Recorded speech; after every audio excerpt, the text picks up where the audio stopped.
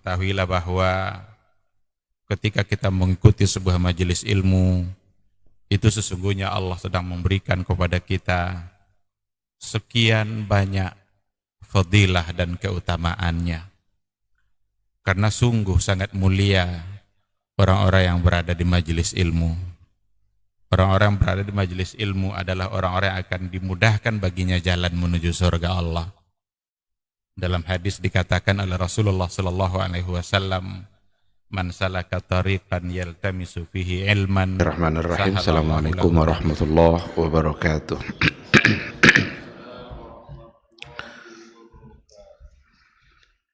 Innal hamdalillah nahmaduhu wa nasta'inuhu wa nastaghfiruh wa na'udzu billahi min syururi anfusina wa min sayyiati a'malina. May yahdihillahu fala mudhillalah wa may yudlilhu fala hadiyalah. Asyhadu an la ilaha illallah wahdahu la syarikalah wa asyhadu anna Muhammadan abduhu wa rasuluhu la nabiyya wa la rasula ba'da. Ikhwati fillah, ma'asyiral hadirin rahimani Allahu wa iyyakum. Mari sama-sama kita awali kajian kita dengan mengucapkan puji dan syukur kepada Allah Subhanahu wa taala. Tak henti-hentinya nikmat Allah bersama kita. Kapan dan dimanapun kita berada, di situ pasti ada nikmat Allah yang menyertai kita. Tetapi banyak hamba Allah yang sibuk dengan mengeluh, padahal pada saat dia mengeluh itu dia tidak bisa menghitung nikmat Allah. Oleh karena itu bersyukurlah kepada Allah dalam keadaan apapun. Bahkan dalam keadaan mendapatkan musibah sekalipun, sesungguhnya di situ ada kebaikan yang ingin diberikan oleh Allah Subhanahu wa ta'ala. Dan alhamdulillah pagi ini kita dibangunkannya. Mudah-mudahan bangunnya kita dari tidur membuat kita semakin banyak berzikir dan mengingat Allah Subhanahu wa ta'ala. Semoga umur yang masih tersisa yang diberikan oleh Allah Subhanahu wa ta'ala hendaknya selalu kita gunakan untuk menambah pahala, mendulang kebaikan, yang mudah-mudahan catatan amalan kita semakin panjang dan timbangannya semakin berat. Sama-sama kita juga harus bersalawat dan salam untuk Rasulullah sallallahu alaihi wasallam. Allahumma salli ala Muhammad wa ala ali Muhammad. Mudah-mudahan kita semakin mentaatinya. Mudah-mudahan kita semakin mencintainya. Tidak ada sosok yang pantas untuk kita tauladani selain daripada Rasulullah sallallahu alaihi wasallam. Kita harus mencoba selalu berusaha, berupaya untuk mengukur apapun yang kita lakukan. Kita coba ukur, timbangkan kebenarannya dengan apa yang telah diajarkan oleh Rasulullah sallallahu alaihi wasallam. Mudah-mudahan di akhirat kelak kita tercatat sebagai orang-orang yang mencintainya dan tercatat sebagai orang-orang yang selamat di padang mahsyar dengan mendapatkan syafaat dari Rasulullah sallallahu alaihi wasallam. Ikhwati fillah, ma'asyiral hadirin rahimani Allah wa iyyakum. Kembali kita pada pagi hari ini melanjutkan kajian akidah atau kajian tauhid melalui sebuah buku Al-Usul Ats-Tsalatsah. Kemarin yang terakhir yang kita bahas adalah yang berkaitan dengan beriman kepada Allah. Kita tahu bahwa beriman kepada Allah Subhanahu wa ta'ala itu konsekuensinya ada 4. Beriman kepada Allah itu mengandung 4 perkara. Yang pertama adalah beriman kepada adanya Allah. Yang kedua adalah beriman kepada rububiyahnya Allah. Yang ketiga, beriman kepada uluhiyahnya Allah. Sedangkan yang keempat adalah beriman kepada al-asma was sifat, nama dan sifat-sifat Allah. Ini 4 hal yang terkandung sebagai konsekuensi dari berimannya kita kepada Allah Subhanahu wa ta'ala. Dan alhamdulillah untuk poin yang pertama itu sudah kita bahas. Al-imanu biwujudillahi ta'ala.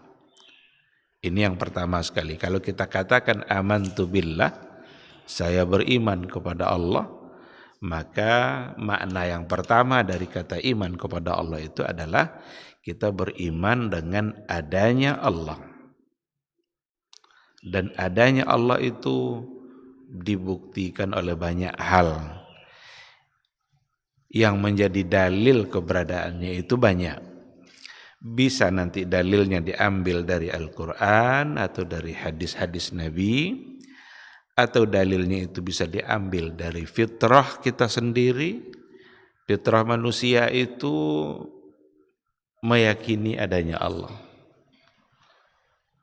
menolak bahwa untuk mengatakan bahwa Allah itu tidak ada. Fitrah kita mengatakan memang bahwa Allah itu ada.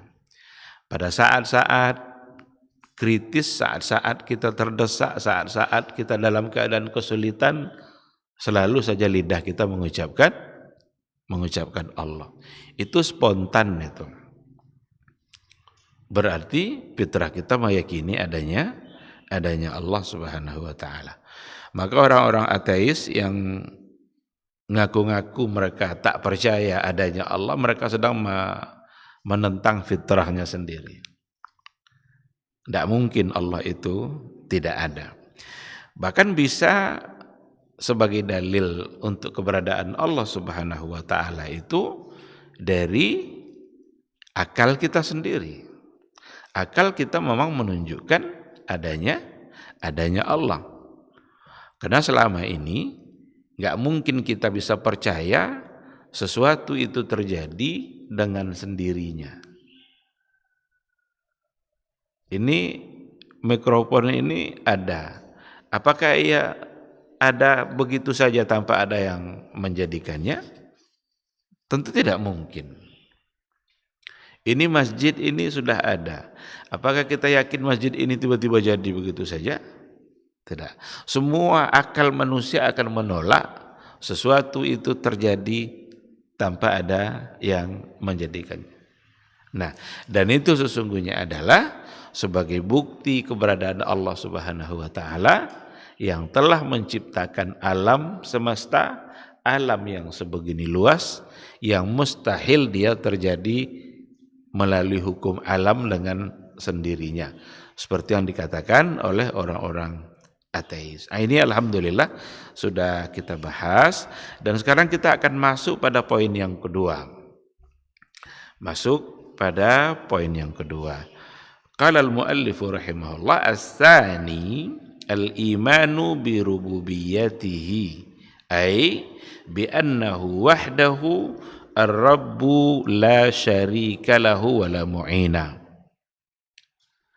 Yang kedua, konsekuensi dari kita beriman kepada Allah Subhanahu wa ta'ala itu adalah al-imanu bi rububiyyatihi. Kita beriman dengan rububiyahnya Allah. Artinya adalah kita beriman bi annahu wahdahu rabbu la syarika lahu wa la mu'ina. Bahwa sesungguhnya dialah Rabb yang satu-satunya, la syarika lahu wa la mu'ina. Tidak ada syarikatnya, tidak ada sekutunya, wala mu'ina, dan tidak ada yang membantunya. Kata Rabbu itu rububiyah itu dari kata Rabb. Jadi kalau rububiyah dari kata Rabbun, kalau uluhiyah dari kata ilah. Dalam Al-Quran itu banyak sekali kata Rabbun. Ayat pertama saja yang terdapat di dalam Al-Quranul Karim, Allah sudah isyaratkan kepada Rabb rububiyahnya itu. Maka alhamdulillahi rabbil alamin. Nah, sekarang apa itu Rabb? Warabbu, Rabb itu adalah man lahul khalqu wal mulku wal amru. Yang Rabbu itu adalah dia yang al-khalqu, man lahul khalq, dia yang memiliki al-khalq, penciptaan, dia yang menciptakan. Wal mulku, dia yang memiliki segala-galanya, memiliki kerajaan. Wal amru, dan segala macam bentuk perintah. Jadi inti dari rububiyah itu adalah kita meyakini berbagai macam bentuk perbuatan Allah Subhanahu wa taala, di mana Allah melakukannya secara sendiri, tidak mampu yang lain melakukannya, dan Allah tidak dibantu oleh siapapun dalam rububiyah itu. Fala khaliqa illallah. Apa di antara bentuk rububiyahnya Allah? Penciptaan. Allah yang menciptakan. Fala khaliqa illallah. Maka tidak ada khaliq selain daripada Allah. Tidak ada yang menciptakan selain daripada Allah. Dan tidak ada pula yang membantu. Allah menciptakan alam, Allah menciptakan segala-galanya, Allah menciptakan Adam, itu semua adalah bentuk dari rububiyah. Karena hanya Allah yang bisa melakukan itu. Kata khalaqa itu maknanya adalah menciptakan sesuatu dari tidak ada lalu menjadi ada. Itu yang khalaqa. Tidak pernah ada sebelumnya, lalu kemudian diciptakan. Jadilah dia ada. Gunung tidak pernah ada sebelumnya, Allah ciptakan gunung. Manusia tidak pernah ada sebelumnya, Allah ciptakan pula manusia. Diawali dengan penciptaan Adam. Ciptaan dalam artian dari tidak ada menjadi ada, ini yang hanya Allah yang bisa melakukannya. Adapun selain Allah tidak ada yang bisa melakukannya. Manusia tidak ada satupun yang bisa mencipta. Tidak ada yang bisa diciptakan oleh manusia. Orang Barat ingin mencoba untuk menengokkan kekuatan dan kemampuan mereka. Dikiranya mereka akan bisa mencipta manusia berbeda dengan cara penciptaan manusia yang lainnya. Apa yang dilakukan oleh mereka? Mereka melakukan sesuatu yang disebut dengan istinsakh. Istinsakh itu dalam bahasa kitanya cloning. Cloning itu umpamanya hewan. Hewan biasanya berkembang biak dengan kawin jantan dan betina. Orang Barat mencoba untuk mengembangkan teknologinya, mereka bisa menghadirkan seekor domba tanpa perkawinan layaknya seperti yang biasa itu jantan dan betina. Cloning. Tetapi apakah mereka mencipta? Tidak. Karena mereka tidak menciptakannya dari tidak ada menjadi ada. Mereka hanya mengambil dari sel satu induk saja, tidak perlu sel dari jantannya, cukup dari sel dari satu induk saja. Tetapi kalau induknya tidak ada, mereka juga tidak bisa melakukan cloning itu. Jadi secanggih apapun teknologi yang dimiliki oleh manusia, nggak akan pernah mampu untuk menandingi apa yang dilakukan oleh Allah Subhanahu wa taala. Manusia ini kadang-kadang baru dikasih ilmu sedikit saja sudah mulai angkuh, ingin menandingi dan ingin menganggap sama dengan apa yang dilakukan oleh Allah Subhanahu wa taala. Ketika dikatakan bahwa la ya'lamu ma fil arham, tidak ada yang tahu apa yang ada dalam rahim itu kecuali Allah. Sekarang ada ilmunya. Bisa orang tahu apa yang ada di dalam rahim.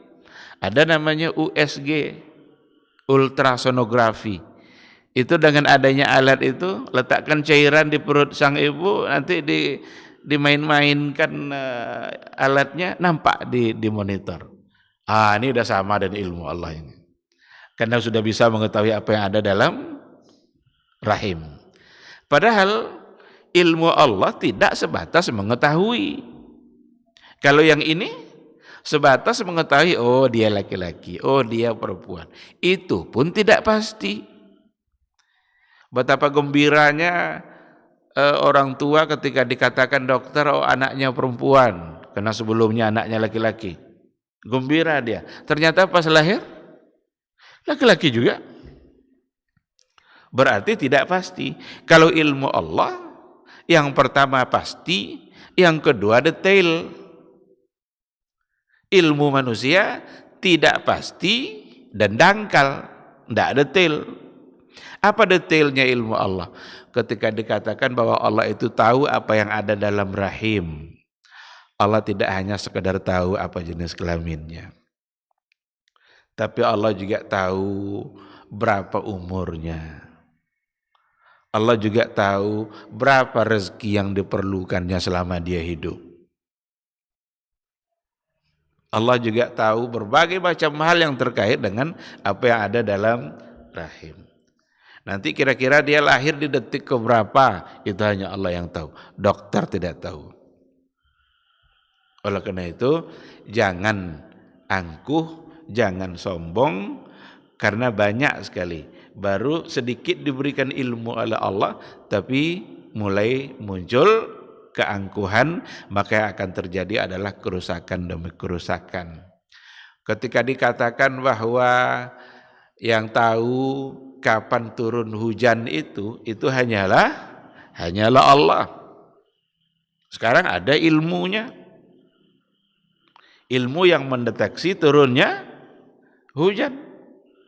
Tapi tetap saja namanya perakiraan cuaca. Hari ini Pekanbaru hujan ringan. Ada enggak ilmunya tuh? Geofisika, meteorologi. Ada ilmunya. Pekanbaru hari ini berawan. Tetapi itu tidak pasti.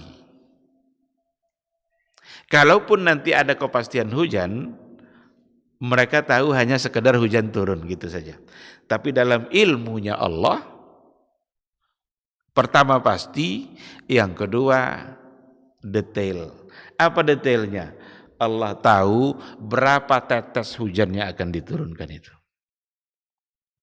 Allah tahu kapan mulainya dan kapan berakhirnya hujan turun itu. Kapan tetes terakhir itu turun, Allah tahu. Tapi ilmuwan tahu enggak?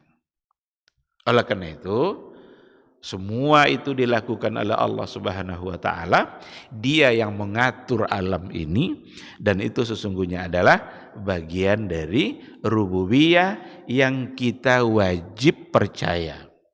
Kita wajib imani. Fala khaliqa illallah. Maka tidak ada khalik, tidak ada yang mencipta selain daripada Allah. Wala malika illa huwa. Tidak ada pula yang memiliki atau raja selain daripada Allah. Allah lah yang memiliki segala-galanya. Dalam kehidupan kita ini semua adalah milik Allah. Kehidupan kita sendiri itu Allah yang memberikan. Karena dia yang memiliki, dia pula yang berhak menentukan kapan berakhir kehidupan kita. Kapan kita mati, Allah yang berhak menentukan. Maka tidak boleh kita mendahului kematian kita. Bunuh diri itu dosa besar. Kita mencoba untuk mendahului ketentuan dari Allah Subhanahu wa taala. Padahal kalau seandainya memang dia saatnya belum mati, walaupun dia sudah ada mencoba untuk bunuh diri, dia tidak akan mati. Maka ada istilahnya udah kalau ndak jadi mati, apa bahasa wartawan ketika itu? Percobaan bunuh diri. Padahal dia ndak coba-coba tuh, dia betul-betul mau mati tuh. Cuma karena memang ketentuan dia belum mati, maka dia tidak mati. Karena itu semua bagian dari rububiyah Allah yang hanya Allah yang menentukan. Karena dia yang memiliki kehidupan ini.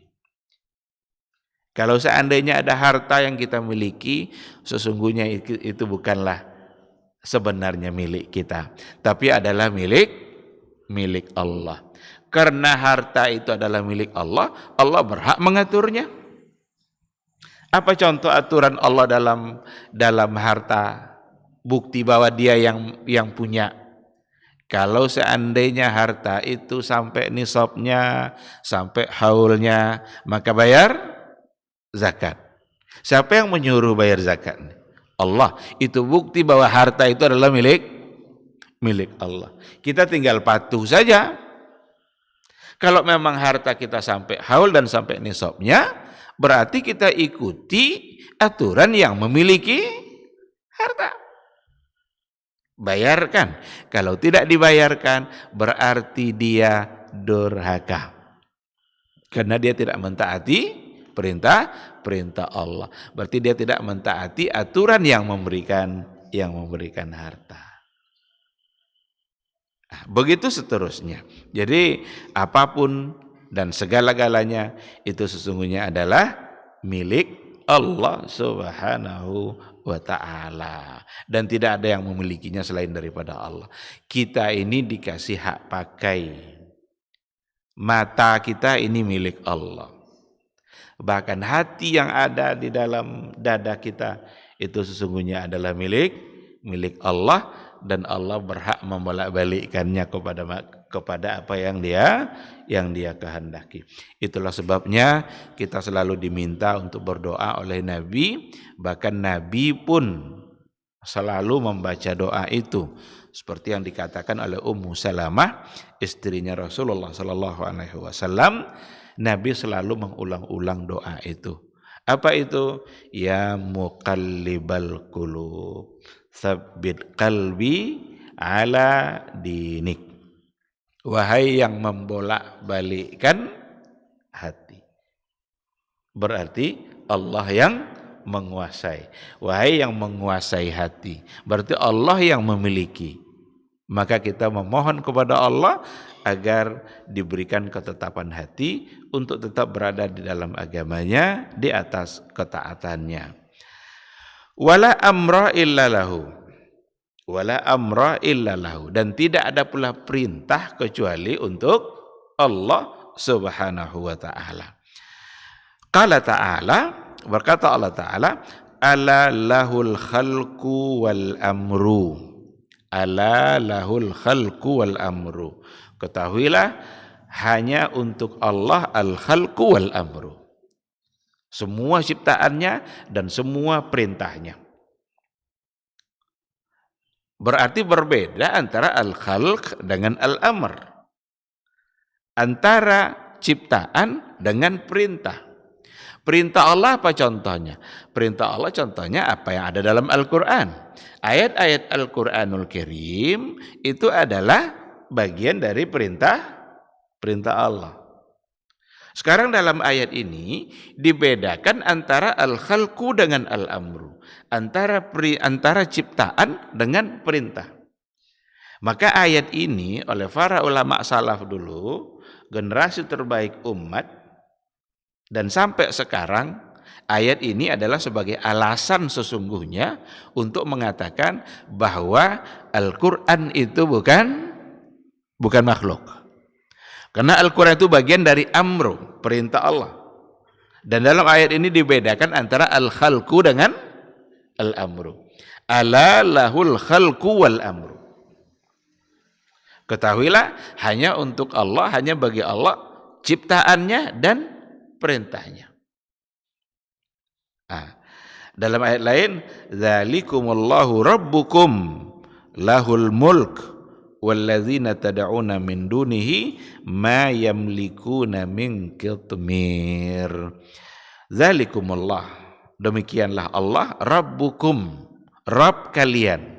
Di situ ada kata Rabb, rububiyah. Lahul mulku, baginya lah kerajaan. Dialah yang memiliki kerajaan itu.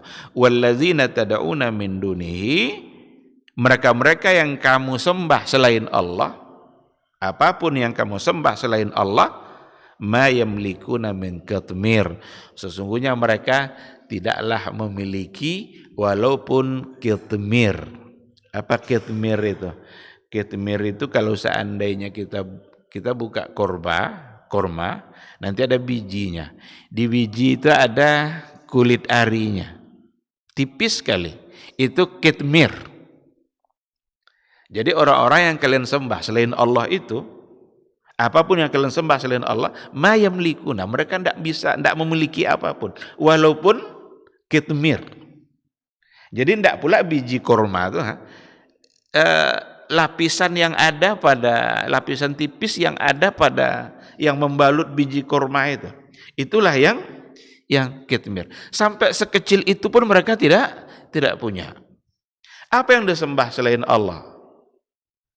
Dulu orang-orang jahiliyah banyak menyembah patung.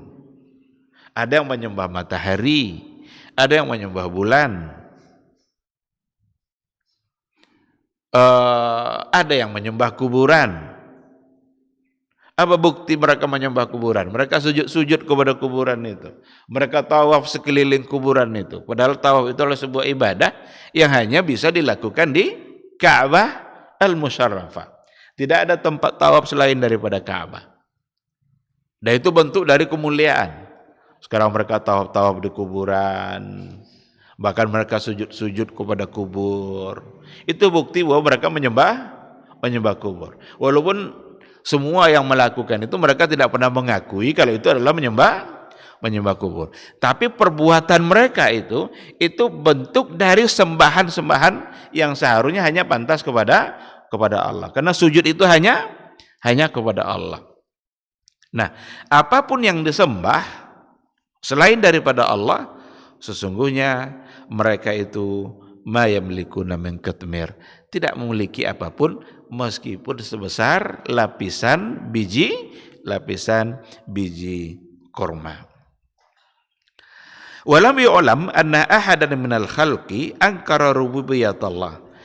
Tidak diketahui sebenarnya adanya orang yang mengingkari rububiyahnya Allah, kecuali kalau seandainya dia sebagai seorang yang pembangkang. Jadi sebenarnya tidak ada orang yang mengingkari rububiyah itu. Pasti rububiyah Allah itu. Pasti Allah yang mencipta. Tidak ada orang yang seharusnya mengingkari. Illa ayyakuna mukabiran, kecuali orang itu pembangkang ghaira mu'taqadin bima yaqul. Au mu'taqidin bima yaqul. Dia pembangkang dan dia sendiri sebenarnya tidak yakin dengan apa yang dia ucapkan. Jadi kalau ada orang yang membantah Allah itu sebagai Khalik, dia sebenarnya tidak meyakini perkataannya sendiri. Dan itulah yang terjadi pada Fir'aun. Fir'aun menolak rububiyahnya Allah. Karena dikiranya dia yang Rabb. Fir'aun itu menolak rububiyah Allah karena dia mengira dialah yang Rabb itu. Apa kata Fir'aun? Ana rabbukumul a'la. Saya ini adalah Rabb kalian yang maha tinggi. Tetapi pada saat Fir'aun mengucapkan itu, sesungguhnya dia sendiri tidak percaya sebenarnya dengan perkataannya itu. Enggak yakin dia sebenarnya. Itu hanya karena mukabirah, karena kesombongan dan keangkuhan. Dikarenakan dia yang berkuasa, dia punya segala macam bentuk kekuatan, datang kesombongannya, datang keangkuhannya. Keangkuhan itulah yang membuat dia menganggap bahwa dialah yang Rabb. Dan dia sebenarnya hatinya tidak yakin dengan apa yang dia ucapkan. Karena sebelumnya juga ada raja, sebelumnya juga ada Fir'aun. Ngaku juga seperti itu. Mati juga dia. Berarti dia yang ngaku sebagai Rob itu, Fir'aun yang sebelumnya, itu dia mengaku sebagai Rob, tapi dia mati juga kan? Berarti lemah. Dia tidak punya kekuatan. Maka yang mendorong orang untuk menolak hanyalah keangkuhan. Dan berbagai macam ungkapan seperti ya ayyuhal mala'u ma alimtu lakum min ilahin ghairi. Hei jamaah, ma alimtu lakum, saya tidak tahu bagi kalian ada ilah, ada Tuhan selain daripada saya. Tetapi dzalika laisa min aqidah. Sesungguhnya hal itu bukanlah sesuatu yang diyakininya, bukan keyakinan dia sebenarnya. Dikarenakan oleh ada firman Allah Subhanahu wa taala, wajahadu biha wastaiqanatha anfusuhum zulman wa uluwa. Wajahadu biha, mereka memang menolaknya, keberadaan Allah itu sebagai Rabb, mereka tolak zulman wa uluwa, karena kezaliman, karena keangkuhan. Tetapi wastaiqanatha anfusuhum, tapi jiwa mereka sebenarnya yakin kalau yang Rabb sesungguhnya adalah Allah. Jadi yang mengatakan tadi itu, mereka hanya mengucapkan karena keangkuhan, hati mereka sebenarnya menerima bahwa Allah itu sebagai Rabb, itu adalah Allah sendiri. Tidak bisa mereka mengingkari fitrah mereka, tidak bisa mereka menolak apa yang ada di dalam hati mereka, meskipun lidah mereka mengucapkan, Fir'aun mengatakan, ana rabbukumul a'la.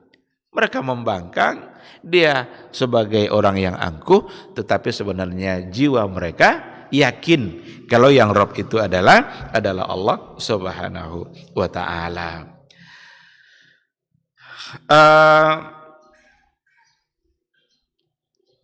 Wa qala Musa li Fir'aun, berkata Musa kepada Fir'aun, qala laqad alimta ma anzala haula'i illa rabbus samawati wal ardi basaira. Jadi kata Musa, wahai Fir'aun, sesungguhnya kamu telah tahu bahwa sesungguhnya mukjizat-mukjizat yang ada, yang dibawa oleh Nabi Musa tadi, kamu sudah tahu bahwa itu datang dari Rabbus samawati wal ard. Tahu dia tukang sihirnya bisa merubah tali menjadi ular.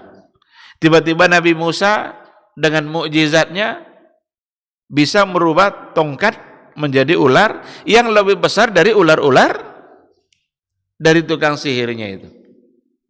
Ketika jadi ular itu, kaget dia.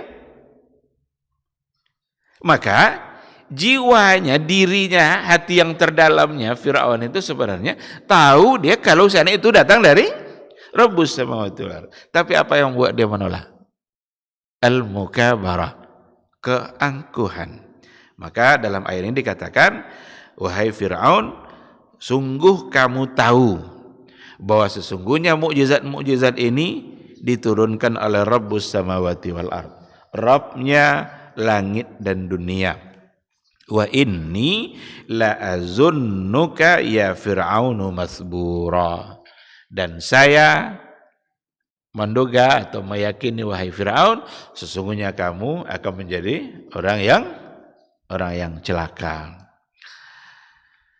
Itu ada dalam surat Al-Isra. Nah, maka rububiyah ini berkaitan dengan kekuasaan, kekuatan yang ada pada Allah Subhanahu wa taala, yang sesungguhnya semua orang bisa meyakininya, kecuali memang orang-orang yang durhaka, orang-orang yang pembangkang, meskipun lidahnya menolak, tetapi hatinya sebenarnya yakin kalau itu adalah dari Allah Subhanahu wa taala. Maka rububiyah ini sesuatu yang memang dikarenakan oleh ada pada banyak pada jiwa-jiwa manusia, dan rububiyah ini juga diyakini dulu oleh orang-orang jahiliyah. Orang-orang jahiliyah yang menolak dakwahnya Rasulullah sallallahu alaihi wasallam untuk beriman kepada Allah secara uluhiyah, mereka sebenarnya percaya kepada rububiyah. Tetapi percaya kepada rububiyah saja ternyata belum membuat seseorang itu menjadi muslim yang sesungguhnya.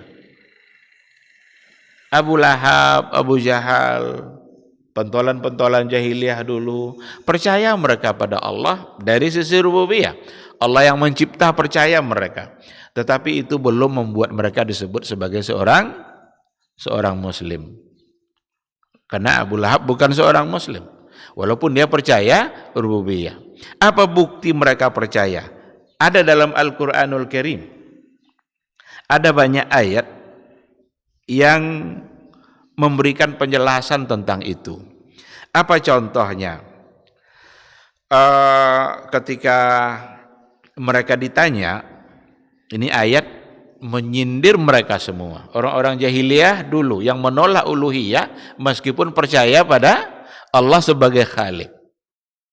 Tapi yang ditolaknya adalah uluhiyah, menyembah dalam bentuk beribadah hanya kepada Allah. Karena selama ini mereka menyembah patung-patungnya. Tidak bisa mereka meninggalkan patung itu. Walaupun mereka percaya Allah sebagai Khalik. Apa ayatnya? Di sini ada banyak ayat.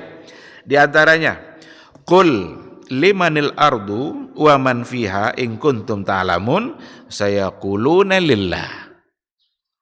Jadi katakan, limanil ardu, bagi siapa bumi ini, untuk siapa alam ini, wa man fiha, dan orang-orang yang ada di dalamnya, in kuntum ta'lamun, jika kalian mengetahui, sayaquluna lillah, maka mereka akan mengatakan untuk Allah. Jadi kalau mereka ditanya, liman, siapa yang punya ini? Bumi yang sebegini luas ini, siapa yang menciptakan ini? Maka jawaban mereka, sayaquluna lillah. Mereka berkata Allah. Afala tadzakkarun? Tidakkah kalian bisa mendapatkan peringatan dengan cara itu? Kemudian, Qul man rabbus samawati sab'i wa rabbul arsyil azim. Katakan kepada mereka, siapa Rabbnya langit dan bumi ini, dan siapa pula Rabbnya arasy yang agung itu? Sayaquluna lillah. Maka mereka juga akan berkata Allah. Berarti mereka yakin bahwa Allah itu adalah Rabb yang menciptakan langit dan bumi, Rabb yang menciptakan arasy. Ini semua adalah keyakinan rububiyah. Qul afala tattaqun? Kalau memang kalian sudah percaya bahwa Dia yang memiliki langit bumi ini, Dia yang menciptakannya, afala tattaqun? Tidakkah kalian takut? Tidakkah kalian mau bertakwa? Tidakkah kalian mau menerima uluhiyahnya, beribadah hanya untuk Allah? Kalau ditanya lagi, qul man biyadihi malakutu kulli syai'. Katakan kepada mereka, siapa yang memiliki malakutu kulli syai', yang memiliki semua ini, siapa ini? Maka ujung-ujungnya juga mereka mengatakan sayaquluna lillah. Semuanya adalah untuk Allah Subhanahu wa taala. Nah, jadi rububiyah itu sesuatu yang memang sebagai konsekuensi daripada iman kita kepada Allah. Kita percaya bahwa Dia sebagai Khalik, karena memang tidak ada yang menolak itu kecuali orang-orang yang angkuh, sombong dia, meskipun hatinya sesungguhnya juga tidak meyakini apa yang diucapkannya. Karena hati semua orang itu yakin bahwa alam yang sebegini besar pasti diciptakan oleh Allah. Termasuklah orang-orang jahiliyah dulu yang menolak untuk menyembah Allah. Sesungguhnya mereka percaya bahwa Allah itu ada dan percaya bahwa Allah itu yang menciptakannya. Bahkan banyak di antara mereka dulu yang namanya adalah Abdullah. Orang-orang jahiliyah dulu banyak namanya Abdullah. Apa arti Abdullah? Hamba Allah. Berarti dia percaya adanya Allah. Mereka lalu jadi, ketika masuk Islam jadilah mereka sahabat Nabi. Maka sahabat Nabi yang punya nama Abdullah itu lebih 300 orang. Dan ketika diberikan nama Abdullah itu menandakan bahwa ada kepercayaan mereka tentang Allah, tetapi hanya pada rububiyah. Dan itu saja belum membuat mereka disebut sebagai seorang Muslim. Karena nanti yang akan membuat mereka menjadi Muslim itu adalah ketika mereka meyakini di samping rububiyah mereka juga yakin kepada uluhiyah Allah Subhanahu wa ta'ala. Baik, ikhwati fillah, karena tadi dikatakan bahwa ala lahul khalqu wal amru, ketahuilah bagi Allah semua makhluknya dan semua perintahnya. Berarti dikatakan bahwa Rabbu itu, amrul Rabbi, perintah Rabb itu nanti syamilun lil amril kauni wal amril syar'i. Perintah Allah itu, ketentuan Allah itu nanti mencakup pada dua hal. Yang pertama adalah al-amrul kauni, perintah Allah yang ada pada kauni, pada alam ini. Apa contoh perintah Allah yang ada pada alam ini? Musibah, datang banjir bandang umpamanya, atau terjadi longsor, terjadi tsunami. Kalau terjadi tsunami, jangan tiba-tiba langsung buru-buru menyerahkannya ke teori orang-orang barat. Ada kalau tsunami ini segini kekuatannya nih, begini cara menghadapinya. Maka dibuatlah oleh orang Jepang bangunan-bangunan rumah yang anti tsunami. Artinya kalaupun ada tsunami nanti ada longsor, ada gempa dan lain sebagainya, bangunan itu tetap utuh. Mereka buat teorinya, maka pondasinya harus begini. Sekali datang gempa yang lebih besar, hancur semua bangunan itu. Maka kalau itu terjadi, yang harus diingat pertama kali adalah Allah. Ini adalah al-amrul kauni, perintah Allah yang ada pada alam ini. Mencakup amrunya itu pada al-amrul kauni itu. Amrul kauni soal rizki kita. Berapa kita mendapatkan rizki dalam kehidupan kita ini? Allah yang mengatur. Itu ketentuan Allah. Berapa rezeki kita hari ini? Berapa hal yang akan bisa kita makan hari ini? Karena tidak semua kita sama. Ada orang semangat makannya tinggi, yang dimakan tidak ada. Ada orang yang memiliki semua yang mau dimakan, selera sudah tidak ada. Atau sakit, dan lain sebagainya. Siapa yang kita ingat dalam hal-hal seperti ini? Allah Subhanahu wa ta'ala. Dialah yang mencoba kita dengan penyakit. Dia juga lah yang menyembuhkan kita kalau kita nanti sehat dari sakit kita. Kalaupun ada upaya, itu adalah ikhtiar-ikhtiar untuk mendapatkan takdir Allah. Kalau kita sakit, kita berupaya untuk berobat, itu sebagai ikhtiar. Mudah-mudahan Allah memberikan takdir segera sembuh. Tetapi jangan harapkan kesembuhan itu dari dokter. Dokter tidak bisa memberikan kesembuhan. Dokter hanya bisa memberikan obat, tapi tidak bisa memberikan kesembuhan. Kita hanya juga bisa membeli obat, tapi tidak bisa membeli kesembuhan. Kalaulah seandainya kita bisa membeli kesembuhan, maka orang kaya tidak pernah sakit. Karena dia punya duit dan dia bisa membeli kesembuhan itu. Kalau memang bisa dibeli. Tapi terkadang orang-orang kaya lebih banyak penyakitnya daripada orang-orang miskin. Siapa yang ngatur ini semua? Allah. Maka dekat dengan Allah. Dekat-dekat dengan yang memiliki itu. Sehingga pada saat kita berdoa, kalau sudah dekat kita dengan Allah, kadang-kadang belum kita minta, Allah sudah beri. Itu bukti bahwa Allah mencintai. Tapi kalau kita jauh dari Allah, jauh dari yang memiliki, capek kita mintanya, belum juga belum juga dikabulkan. Dan itu semua bagian dari ujian iman yang kita semua harus lulus. Jadi al-amrul kauni. Yang kedua, syamil juga al-amrul syar'i. Jadi ada al-amrul kauni, perintah-perintah Allah, ketentuan-ketentuan Allah yang ada pada alam. Dan ada al-amrul syar'i, perintah-perintah Allah yang berhubungan dengan syariat, kewajiban-kewajiban yang harus kita taati dan hanya Allah yang kita taati. Apa kata Allah atau apa di antara bentuk al-amru syar'i? Kalian kalau sudah masuk waktu fajar jangan tidur lagi. Ini amru syar'i ini. Kenapa demikian? Karena ada perintah untuk mengerjakan salat subuh. Maka ketika fajar masuk, bangun. Karena Allah yang memerintahkannya. Dan perintahnya ini dalam bentuk syar'inya. Ada syariat kewajiban kita untuk mengerjakan salat subuh. Innallaha qad iftarada alaikum khamsa salawat. Sesungguhnya Allah telah mewajibkan kepada kalian 5 salat waktu. 5 waktu salat. Berarti subuh salah satu dari yang 5. Maka yang menjadi satu kewajiban. Satu kewajiban ini berarti adalah al-amrus syar'i.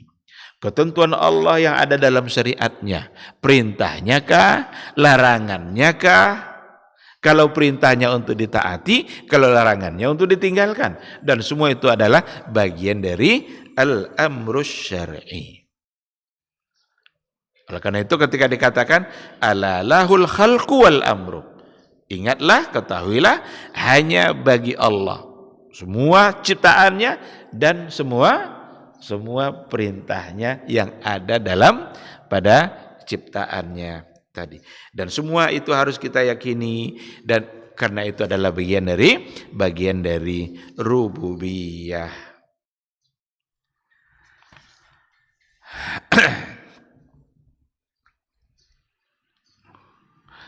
Faman ittakhadha ma'allahi ta'ala musyarri'an fil ibadati aw hakiman fil muamalat faqad asyraka bihi wa lam yuhaqqiq al-iman. Barang siapa yang ittakhadha ma'allahi musyarri'an fil ibadat. Ini kan ibadah sebagai syariat Allah. Barang siapa yang menjadikan ada yang lain selain Allah dalam persoalan pensyariatan ini. Artinya ada satu ibadah yang Allah tidak mensyariatkannya, melalui nabinya juga tidak pernah ada disyariatkan, lalu dia coba buat pensyariatan itu dalam bentuk ibadah, maka berarti dia sudah menyimpang, dia sudah salah. Karena musyarri' itu adalah Allah Subhanahu wa ta'ala. Yang menentukan ketentuan dalam syariat itu hanyalah Allah Subhanahu wa ta'ala. Ini wajib, ini haram, ini boleh, ini tidak boleh, mestilah selalu berlandaskan kepada Al-Quran yang datang dari Allah atau dari sunnah Rasulullah Sallallahu Alaihi Wasallam yang memang dia adalah utusan yang sah dari Allah Subhanahu wa Ta'ala. Baik, ikhwati fillah, jadi ini poin yang kedua, beriman dengan rububiyah. Wajib kita percaya pada rububiyah. Allah sebagai Khalik, Allah yang memiliki segala-galanya. Dari Allah lah datang semua perintah dalam kehidupan kita ini, disampaikan oleh Rasulullah Sallallahu Alaihi Wasallam. Mungkin ini aja yang kita bahas pada pagi ini, karena yang ketiganya adalah uluhiyah, beriman kepada uluhiyah Allah. Kalau tadi rububiyah, yang ketiga adalah uluhiyah. Mudah-mudahan pagi besok insya Allah bisa kita sambung penjelasannya. Biar pagi ini kita bisa berdiskusi, seandainya ada hal-hal yang perlu untuk dipertanyakan, dipersilahkan. Fadhal.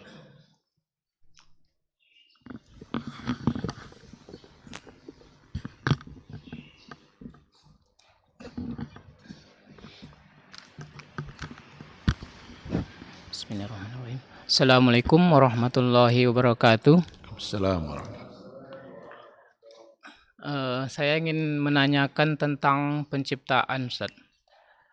Bila kita membaca di dalam kitab suci Al-Quran, di situ akan kita dapatkan Allah mengatakan atau arti katanya kami ciptakan. Sedangkan sama-sama kita yakini tidak mungkin Allah memerlukan sekutu untuk penciptaan makhluk-makhluknya.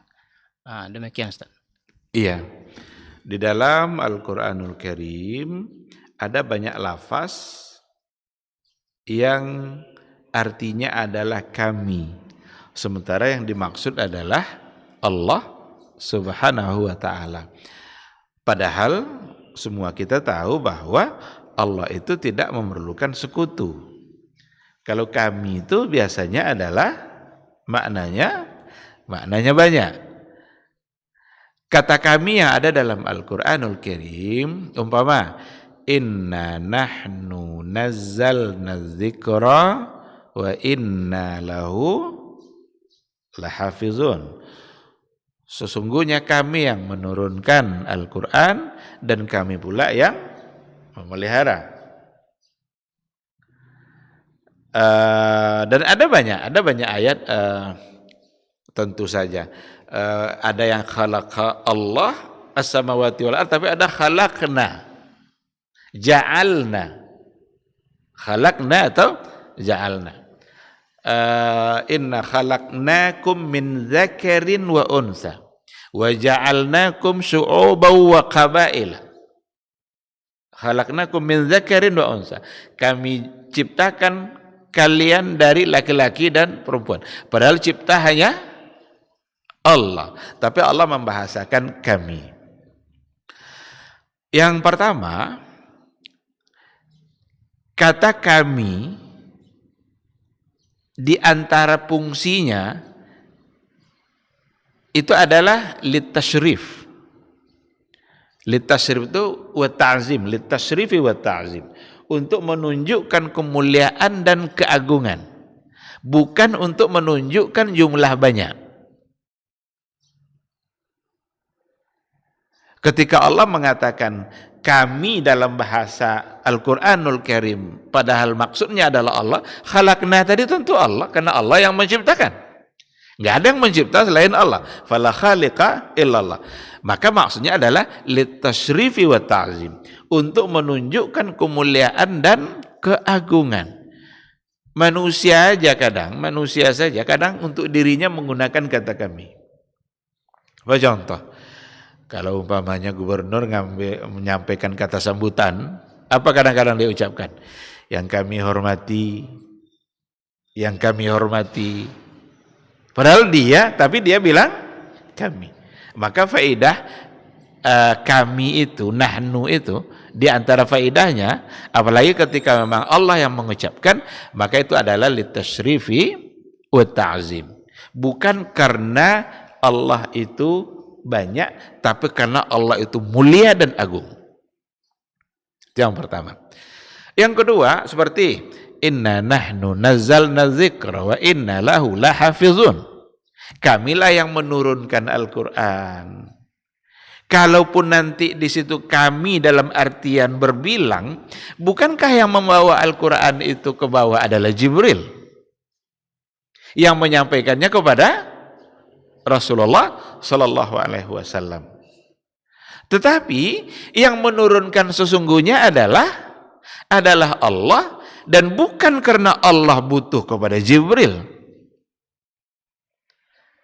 Bukan Allah butuh kepada Jibril, tapi memang Allah menciptakan Jibril dengan fungsi-fungsi tertentu, di mana fungsi Jibril adalah untuk menyampaikan wahyu.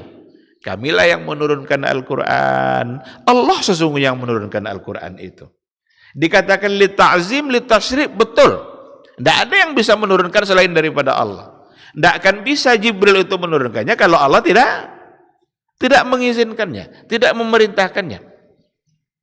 Maka yang sebenarnya yang menurunkan adalah Allah. Tetapi Jibril diberikan fungsi untuk menyampaikannya kepada Rasulullah Shallallahu Alaihi Wasallam, bukan karena Allah butuh kepada Jibril. Ini cara untuk memahami sebenarnya dalam banyak hal di persoalan akidah. Seperti ketika dikatakan Allah berada di atas arasy. Oh, kalau gitu Allah butuh sama arasy. Enggak. Jangan salah. Dan bisa kufur kita. Karena arasy adalah makhluk, Allah adalah khalik. Tidak mungkin khalik butuh pada makhluk. Tetapi dia mengatakan seperti itu, kita harus meyakininya dan harus mengimaninya. Ar-Rahmanu 'alal 'arsy istawa. Allah berada di atas arasy. Allah ciptakan arasy untuk fungsi tertentu, bukan karena dia membutuhkan, sebagaimana Allah menciptakan malaikat dengan fungsi tertentu, bukan karena Allah membutuhkan kepada malaikat. Jadi balik kepada pertanyaan tadi, intinya adalah ketika dibahasakan kami itu sesungguhnya lit tasyrifi wat ta'zim, untuk keagungan dan menunjukkan kemuliaan Allah Subhanahu wa taala. Wallahu a'lam.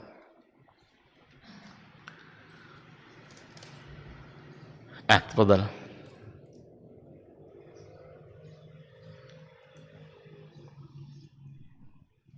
Afwan Ustaz, di luar tema Ustaz. Sebagaimana kita ketahui Rasulullah SAW melarang kita untuk mendirikan bangunan atau meninggikan kuburan. Yang jadi pertanyaan Ustaz, bagaimana hukumnya kalau kuburan itu kita tanamin rumput kan? Karena Allah alam, anda dengar di salah satu program pemerintah tuh nanti di tempat pemakaman umum tuh semuanya harus ditanamin rumput. Itu aja Ustaz. Rumput. Iya, rumput. Jazakallahu khairan Ustaz. Assalamualaikum warahmatullahi wabarakatuh. Assalamualaikum warahmatullahi wabarakatuh. Baik, dulu Rasulullah Shallallahu Alaihi Wasallam pernah mengutus Ali bin Abi Thalib untuk melihat kuburan-kuburan yang ada. Kalau seandainya ada yang ditinggikan, maka diminta oleh Nabi untuk direndahkan, didatarkan. Kenapa demikian? Karena bisa menjadi wasilah untuk menuju kesyirikan. Kuburan yang dibangun itu bisa menjadi wasilah menuju kesyirikan. Apalagi kalau seandainya kuburan itu kuburan orang-orang yang soleh. Kuburan orang-orang yang selama ini dalam kehidupannya dimuliakan, diagungkan, sekarang meninggal dia. Kuburan orang seperti itu, kalau seandainya dibangun megah-megah, maka akan bisa menjadi wasilah menuju kesyirikan. Dan ternyata sudah banyak terjadi kesyirikan gara-gara kuburan. Ada yang meminta-minta kepada kuburan, atau ada yang menjadikan kuburan itu sebagai wasilah untuk menyampaikan doanya kepada Allah. Datang dia ke kuburan orang-orang keramat tadi itu, dititipkannya doa agar yang dalam kubur itu menyampaikan doanya kepada Allah. Bukankah ini bagian dari kesyirikan? Dalam berdoa tidak perlu dititip-titip seperti itu. Kita semua punya hak yang sama untuk meminta kepada Allah. Semua kita orang-orang yang beriman kepada Allah punya hak yang sama, minta langsung. Sehingga diminta oleh Nabi Ali bin Abi Thalib untuk merobohkannya agar tidak terjadi itu. Tetapi dalam kajian fikih dibahas oleh para ulama, boleh ditinggikan sejengkal sebagai tanda, tapi untuk sesuatu yang tidak permanen. Maka dulu ketika Rasulullah SAW menguburkan pamannya Utsman bin Maz'un, setelah dia dikuburkan, ditimbun, ditinggikan tanahnya, dan Nabi meletakkan batu pada bagian posisi kepalanya sebagai tanda kalau itu adalah kuburan pamannya. Jadi ditinggikan sejengkal untuk sesuatu yang sebagai tanda dan tidak permanen, itu dibolehkan. Yang permanen itu seperti ya di keramik atau dibangun tinggi-tinggi, apalagi nanti dibuatkan lampunya, nanti dibuatkan pula meja khusus yang ada di situ. Udah semakin banyak aja nanti itu menuju kesalahan-kesalahan yang lain. Padahal Nabi mengatakan jangan samakan nanti, jangan jadikan kuburan itu tempat beribadah atau tempat berhari raya. La taj'alu qabri 'idan.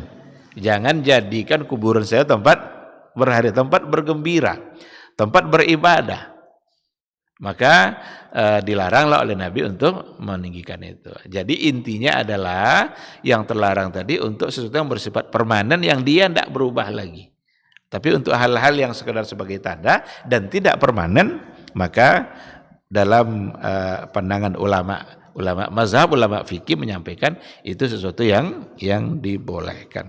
Wallahu subhanahu wa ta'ala alam. Apakah yang rumput tadi akan menjadi permanen atau tidak? Kan situ lagi apanya kan? Nah, kalau memang tidak, berarti masuk dalam kategori yang dibolehkan. Tapi kalau iya, dan itu biasanya tidak bisa disamakan hukumnya dengan bangunan permanen kan? Karena rumput ya dengan mudah untuk didatarkan dan lain sebagainya. Wallahu subhanahu wa ta'ala alam. Baik, masih ada? Kalau tidak ada, saya kira cukup sampai di sini. Insyaallah besok kita sambung dengan poin yang ketiga, al-uluhiyah. Beriman kepada uluhiyahnya Allah Subhanahu wa taala. Seperti apa dan bagaimana, apa dalil-dalilnya? Insyaallah semua kita sampaikan. Terima kasih. Semoga majelis ini bermanfaat bagi kita. Semoga bisa menambah ilmu dan semoga Allah memberikan kita semangat untuk mengamalkan ilmu yang kita dapatkan. Subhanakallahumma bihamdika asyhadu an la ilaha illa anta astaghfiruka wa atubu ilaik. Wassalamualaikum warahmatullahi wabarakatuh.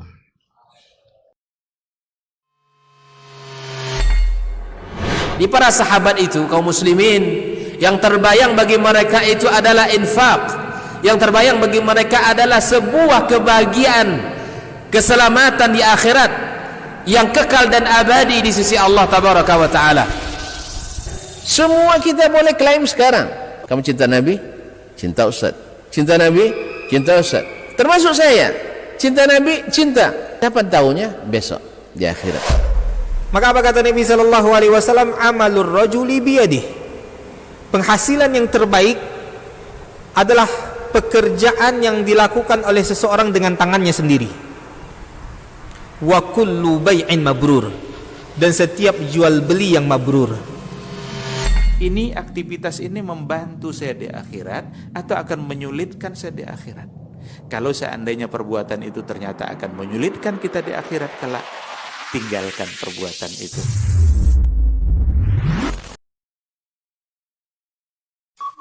Dr. Dasman Yaya Ma'ali LCMA Hafizahullah, Dr. Helmi Basri LCMA Hafizahullah, Dr. Hidayatullah Ismail LCMA Hafizahullah.